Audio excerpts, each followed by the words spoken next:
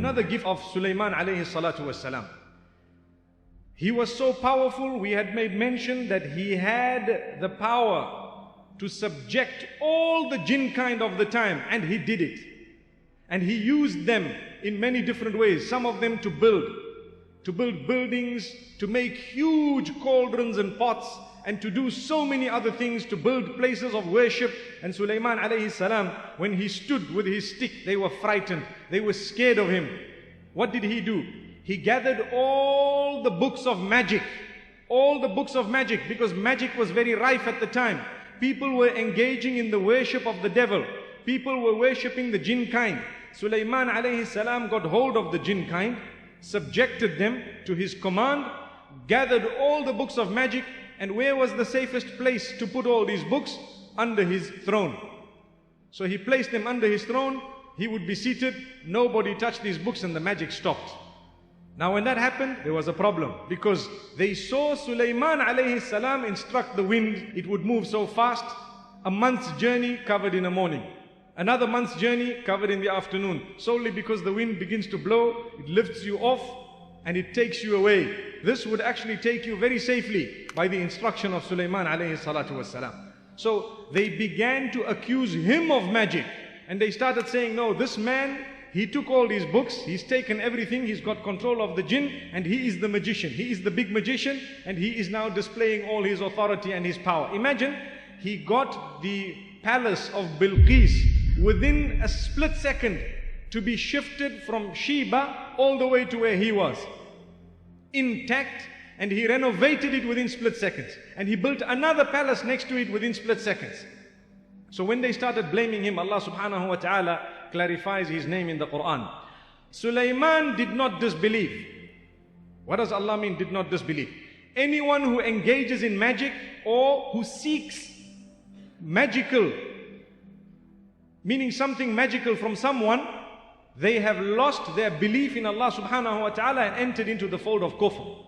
So Allah is saying Sulaiman did not disbelieve, but the devils disbelieved. They were the ones who were teaching people magic. And now there was a question. Well, what is the difference between a miracle of a Nabi and magic? People didn't know, because they only knew now one thing. So Allah subhanahu wa ta'ala sent two angels with a certain idea. What was the idea? You people really want to know what is the difference between magic and the miracle of a Nabi? We will show you. You've seen the miracles out there. Now we will show you what magic is all about, on condition that you consider it a test from Allah and you don't engage in it. So Allah says, they came down with magic, two angels, Harut and Marut, where? In a place called Babil or Babylon. And the reason they had to teach a few people what it was all about was so that they could distinguish between the miracle of a Nabi and the magic of magicians.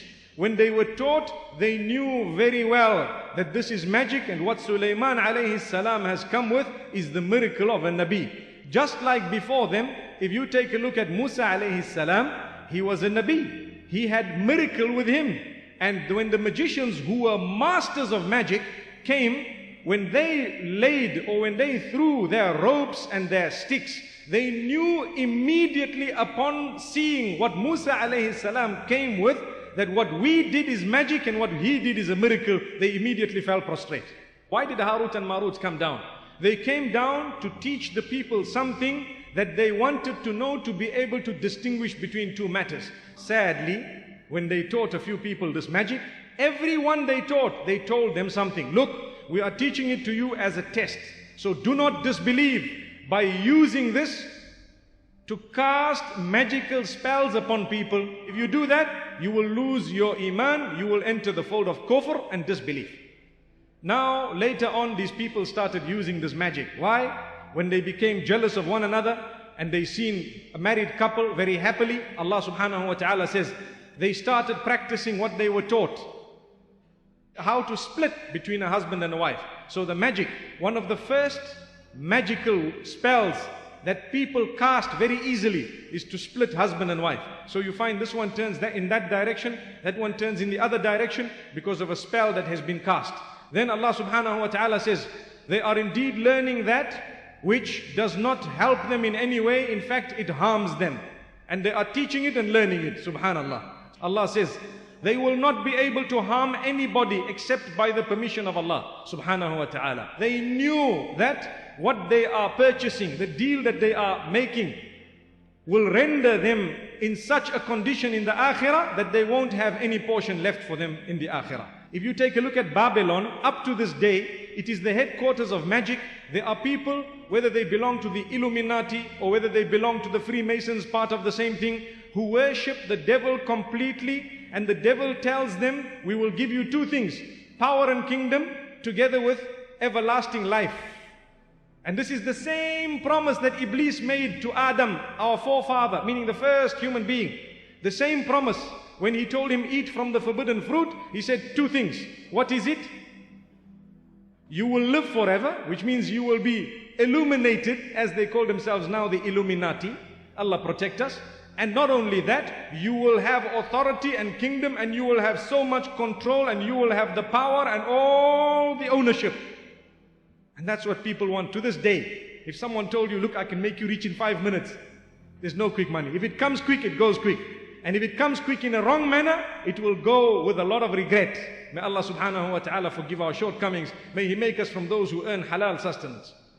The seat of magic is in one of two places. You find it in Egypt, where the pyramids are, because there was a lot of magic at the time of Pharaoh, and he depended on the magicians, and he himself considered himself a god. So they worship him, and so you have the annual festivals at the pyramids to this day, where all the pop stars and everyone who worships the devil go there once per year, and they continue. And believe me, there are so many people who are engaged in this devil worshipping because it makes them feel strong, feel powerful. And the day Allah's punishment comes, shaitan runs away. That's in the Quran.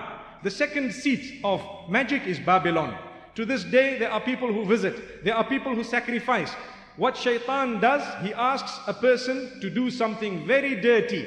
People urinate on revelation. People then use the words of revelation to cleanse themselves after. Thereafter, they get this power and their face changes. All of them who worship the devil, their faces begin to become extremely sharp-featured, very scary, with a double-eyed look in their eyes. And Allah subhanahu wa ta'ala knows that those are the devil worshippers, and there are signs that you will see in them when they speak. No spirituality in the face.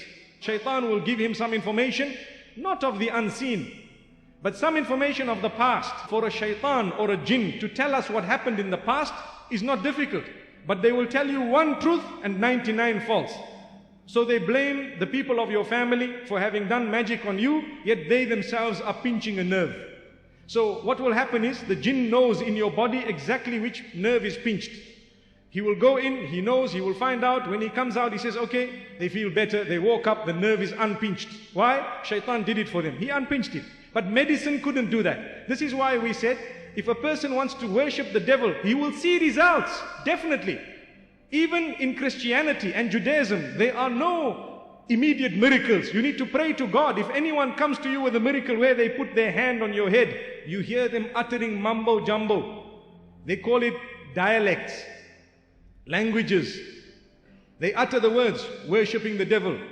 They utter words that they themselves don't understand sometimes.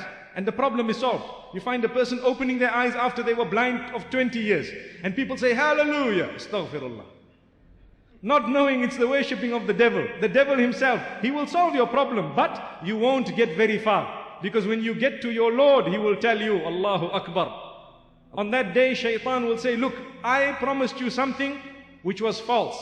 And Allah promised you a true promise, but you decided to come towards me. Shaitan says, I had no authority over you. I just called you towards something that was a little bit desirous to your lusts and to what you wanted inside, and you suddenly ran towards me, leaving your Creator on one side. And Shaitan says, today I am free from you. In fact, I fear the Lord of the worlds, but I just wanted to prove a point to you. Look at Shaitan. This is the issue of magic. Allah subhanahu wa ta'ala says, what an evil way of selling themselves. They sold themselves to the devil. And this is why King Solomon's mines are spoken about. And this is why the Temple of Solomon is spoken about. May Allah's peace be upon Sulaiman. His intention was brilliant. He in fact abandoned everything, but he had all the books under his throne. They were there. And when Harut and Marut came and taught these people all these items, they warned them, if you engage in this, you will lose your faith in the Lord of the worlds. May Allah subhanahu wa ta'ala protect us. Sulaiman did not disbelieve, but the devils disbelieved. They were the ones who were teaching people magic.